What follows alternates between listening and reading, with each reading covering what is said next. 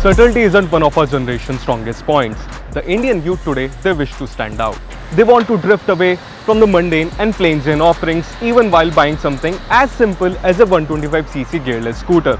Now this is the same reason why Suzuki went back to the drawing board and gave us the Avenis 125.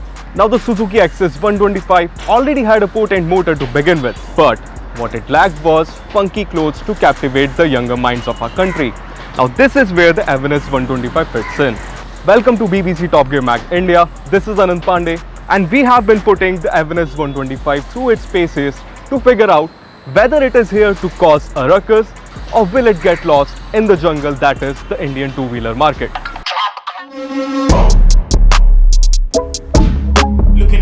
Since the Avenis is designed to cater to a younger set of audience, it sports a strong design language with a lot of cuts and creases splattered all across the bodywork. There's nothing subtle about its styling. The Avenis is here to make a style statement, and that it actually does. When you move to the front LED headlamp is housed neatly into the front apron and it is surrounded by these dual tone body panels. Now the front indicators are mounted neatly on the handlebar mount, and this little fly screen that you see here is a part of the package too, and it is one of the nicest elements which make the Avenis look a bit different as compared to the other 125cc scooters in the market. As you move towards the rear, the major highlight has to be these twin jet style LED tail lamps which are flanked by indicators at both the ends. Now it shouldn't take a rocket scientist to figure out which scooter has Suzuki benchmarked while designing the Avenis. If you know the name of that scooter, drop that name in the comment section below. Now it might look like the you know what, but it has certain design elements which make it stand apart, especially this racing blue color scheme which will make you feel like Joan Mir or Alex Rins for that matter while giving it the beans.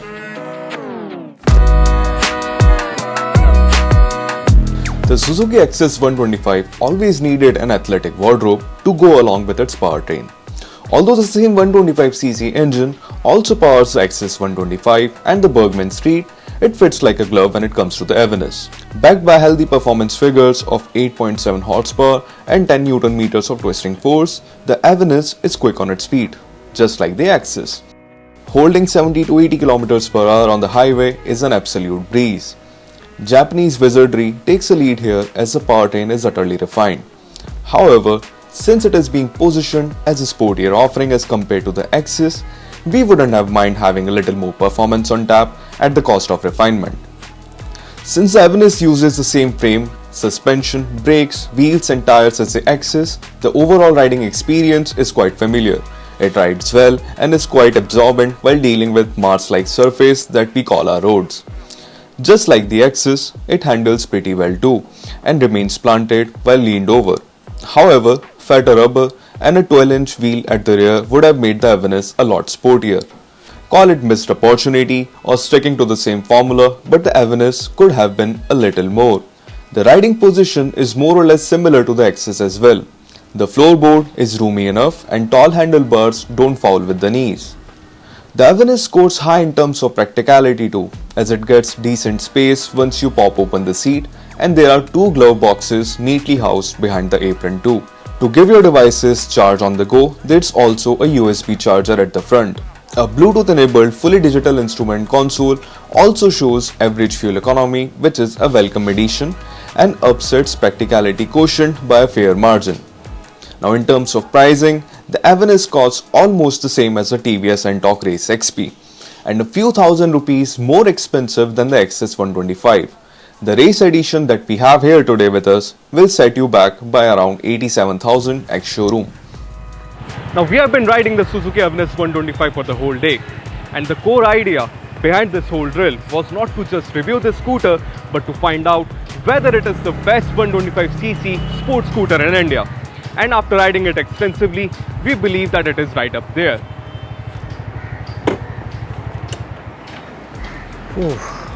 Well. You can't talk about the best 125cc scooter and forget to address the king of the hill, the TVS Ntorq Race XP. Every college kid's wet dream.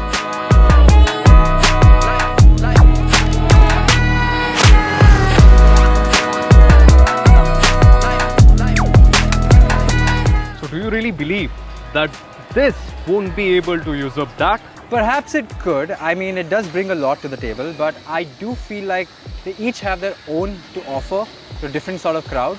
And even though they might seem quite alike on paper and in person, but there are differences that stand them apart. I do believe that they both stand out, but like personally speaking, I lean a bit more towards the Ntorq because, like I mentioned, we don't want subtlety, and the Ntorq is all about being loud. I mean, look at those red alloys, all the stickering job that TVS has just riddled the Ntorq with. It just speaks a lot louder as compared to the Avenis when it comes to the overall aesthetics. Fair enough, but it seems to be doing, it seems the design and the graphics just seem a little too busy.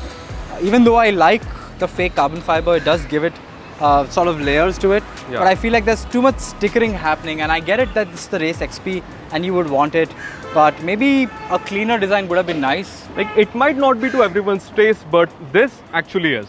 That's true. I have to agree. I think the Avenis looks particularly handsome, especially in this blue finish and keeping the MotoGP livery and all. And I also like the fact that the entire design is quite streamlined. For example, the foot pegs on the TVS Ntorq still jut out to a certain degree, whereas they sort of fold really cleanly into the Avenis, which is quite nice. Also, even though the front sort of headlamp area looks very similar for both these scooters, maybe I've just seen the Ntorq a little too much now, and I kind of feel like this is still a little more refreshing. What I don't like is that Suzuki doesn't let you just keep the DRLs on. Yeah. You have to keep the headlamp on along with it, which it's okay, it's fine. I mean, but the headlamp looks handsome to me. Even the top portion looks really smart with this cowl over here. Looks really good. And the tail lamp, the split tail lamp, that looks really smart. And at night, I feel like it's very distinctive and you know what it is. Yeah. So is the Ntorq, you know. From a distance, you instantly know it's the Ntorq. It's the Ntorq, yes. And I feel like Suzuki has still done that. Even though people say that maybe the Suzuki is not as original in terms of design, I feel like it has done its best and it does sort of carve its own identity. It still could have done away with a little more individuality to set it apart from the Ntorq, because True. even if you look at the overall design philosophy of these scooters, they are very much alike. That's true. Now I have to admit, the Ntorq, it feels a bit gruntier as compared to the Avenis, but the Avenis is a lot more refined as compared to the Ntorq. Because when it comes to the Japanese, there's no rivaling the Japanese when it comes to putting together a beautiful engine. I mean, these used to be partners in crime, but now they're brothers at arms, right? Yeah. And I do feel like, yes, the Avenis definitely has more smoothness and refinement in its engine, but maybe some people might like the gruntiness of the Ntorq. Because it adds to its overall character, no? Yeah, plus this one sounds a little bassier and sportier, so people might like that too and gravitate towards it. Plus, it has riding modes, so for those of you who wanna, you know, keep it clean in the streets and, well, naughty in the streets, you can just choose. It sounds a lot more like a gimmick though, because do you actually need ride modes when it comes to a 125cc gearless scooter? I mean, That's it true. puts down what, 10 PS? That is true. It is a gimmick, but I feel like the demographic that goes for these scooters really like gimmicks. And Yeah, that stands as a major point of purchase for them. Though which would not make a lot of sense to us, but it's a major It might point for to them. a lot of people out there. Also, I like the acceleration on the Avenis. Even though it is slightly lower on power, I feel like it still accelerates just as much, if not better, than the Ntorq, especially when you just start off the line. Yeah. So, yeah, I have to hand it to the Avenis in that regard. Plus, it's lighter, It's so that lighter. really helps it. I guess that weighs around 116 kilograms, while this tips the scale at 106 around or something 106 Yeah. kilograms. So that 10 kilo difference is majorly felt in the Avenis because it sort of makes for the power difference that it has when it compares to the Ntorq. Now I've ridden the Ntorq extensively, and I have to admit that this has a better top end as compared to the Avenis, because it just keeps on pulling even after you cross 90 kilometers per hour. Which And is it- surprising given how heavy it is. Yeah, it is like 10 kilos heavier than the Avenis. Okay, Anand, how do you find the instrument cluster compared to the Avenis? I think that the Ntorq's instrument cluster, it looks a bit more upmarket as compared to the Avenis, but the Avenis also shows you average fuel economy. So that goes a long way in upping the practicality quotient, since they are both gearless scooters, however sporty they might be. Okay, what do you think about the switchgear quality? The on switchgear quality, I'll have to give it to the Ntorq, because these fog carbon fiber inserts, they really up the sporty quotient of the Ntorq 125. And I also like that it has a headlamp blipper. Headlamp blipper, yeah, it Yeah. misses out on that. Misses It out on doesn't get that. a pass switch. Yes. And you would imagine that Suzuki would equip the scooter with some of those things, given the fact that the prices are so similar for a Race Yeah, they are XP and very the Avenis closely slightly. stacked. It even has a hazard switch, which the Avenis doesn't get. Okay, so during my time with the Ntorq, I was able to fit a half-face helmet inside it. Not a full face though. What about the Avenis? The same goes for the Avenis too, because it certainly cannot hold a full face helmet inside its boot. But I as do well. see it had some storage space in the over here. You can store like a water bottle here, and I think you can store your phone and your wallet in here. And it also has a USB charging point, so I guess that's pretty cool. It is all empty here. There's nothing, absolutely nothing. Yeah. Not even a single storage space for just keep sliding your phone in as well. But where the Ntorq ups the Avenis 125 is that it gets a boot light and a USB charger placed inside the boot as well. I feel like the youth would have probably preferred something in the front. But Yeah. then again, maybe if you're going for a sporty scooter like this, you probably wouldn't care. The Avenis 125 feels a bit plusher as compared to the Ntorq Race XP. Now, Ntorq's stiffer suspension setup aids in its fun factor, but it is the Avenis that feels a bit more balanced out of the two. Now, braking is one department where the Avenis shines like a supernova. It leaves very less to be desired in terms of feedback and bite. Although the Ntorq's braking is potent too, the brakes feel a bit wooden as compared to the Avenis. So this was supposed to be my standalone review, but since you have already hijacked it and poked your nose in, you might as well help me out with the verdict as well. Fair enough, okay.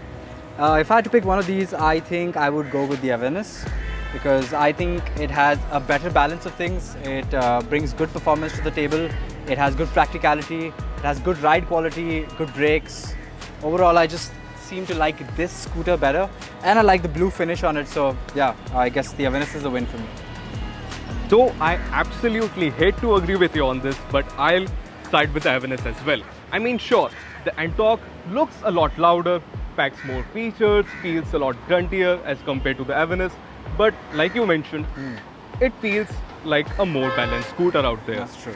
So thank you for watching this video till the end, and let us know in the comment section below that which one of these scooters will be your pick if you were to buy a 125cc gearless scooter.